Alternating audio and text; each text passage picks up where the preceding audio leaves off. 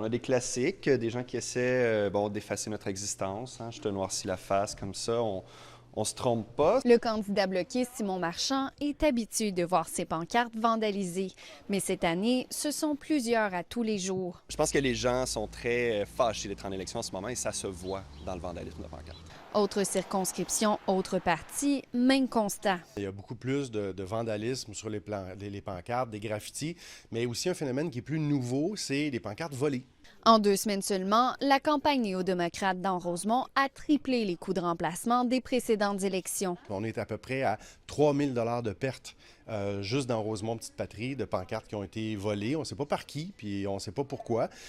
Mais disons que ça fait un peu mal au cœur pour avoir ramassé tout cet argent-là. Les campagnes des libéraux et des conservateurs observent aussi des vagues de vandalisme sans précédent. Vous comprenez qu'il reste 3 semaines à la campagne, donc il y a beaucoup de pancartes, si ça continue comme ça, qui ne seront malheureusement pas remplacées. C'est la première fois que j'ai vu des croix gammées sur mes pancartes. Alors qu'on parle de plus en plus d'environnement, quelle est la pertinence de toujours avoir des pancartes électorales en 2021? On pense qu'en 2021, c'est un peu dépassé, mais il faut dire que pour beaucoup de gens, encore aujourd'hui, puis spécialement les personnes qui suivent moins la politique et l'actualité en général, ça reste un des seuls moyens, sinon le seul, pour savoir qu'il y a des élections en cours. Dans un quartier comme Hochelaga, où il y a encore une proportion significative de la population qui n'a pas accès à l'Internet, qui a des problèmes d'analphabétisme, pour beaucoup de gens, c'est pas si simple de voir cette information-là sur Facebook. Les partis politiques ignorent combien ce vandalisme aura coûté de plus à leur campagne.